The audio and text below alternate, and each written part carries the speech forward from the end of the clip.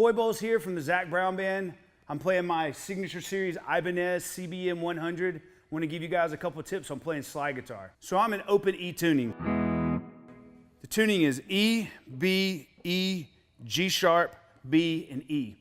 If you're in standing tuning, you would take your E, it will be the same. Your standard tuning A would go up to B. Your standard tuning D would go up to E. Your standard tuning G would go up to G sharp. And the rest would be B and E are the same. There's two ways that you can slide on the slide guitar. One is with your finger away from the slide, like, and another was your finger behind it on the string, so it's kind of muting the strings behind it. Cool thing is that the slide is a little bit more aggressive, and the muted with your finger down on the strings behind the slide is a little less aggressive and a little more articulated. For example, here's with just the slide. Here's with it muted. As you can see, the muted sounds a little less aggressive, a little more articulated. The other cool thing is in your right hand is muting from string to string. So a slide is kind of a fretless instrument, and it all kind of joins together. So if I do that same lick, and I don't mute the strings as I play them, then they all kind of run into each other. Which sounds cool, or you can get it to where you articulate that a little more, and as you hit one string, you mute that string with your other finger as you hit the other string. So kind of like this.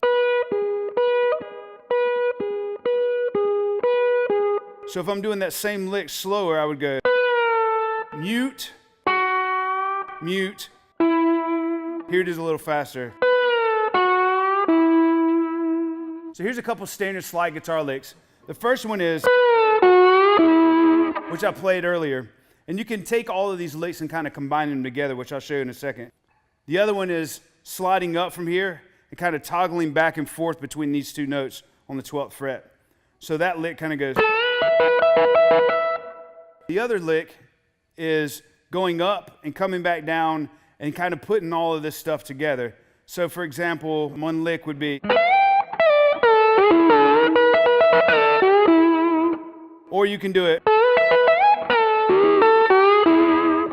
So this lick right here works really good to kind of do a couple times in a row or to follow up with each other. So to do a lick, do that lick, do another lick, and then do that lick again. So for example,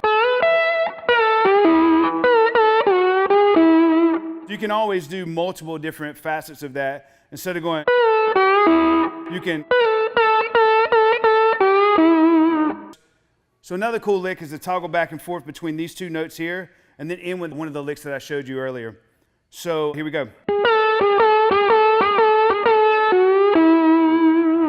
As you notice, I'm kind of muting each string while I'm doing this. To repeat, two techniques that we have are muting and not muting the slide. You can tell that I kind of go in and out of muting and not muting with me lifting my finger here. So mute off kind of thing. And if you take a chance and look at my right hand, you'll see that I mute the strings in different ways on every lick. So I hope you enjoy.